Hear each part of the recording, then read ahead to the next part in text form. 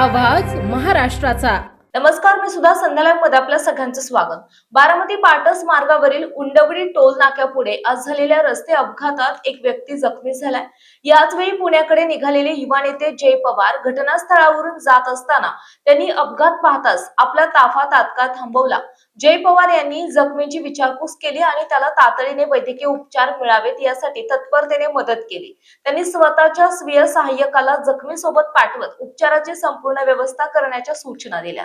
जय पवार यांच्या या तत्पर आणि संवेदनशील कृतीमुळे उपस्थित नागरिकांनी त्यांच्या मानवतावादी भूमिकेचे कौतुक केले।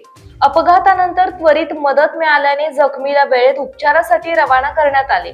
या घटनेमुळे पुन्हा एकदा संकट समयी तातडीने धावून जाण्याची आणि सामाजिक बांधिलकी जपण्याची जय पवार यांची भूमिका अधोरेखित झाली।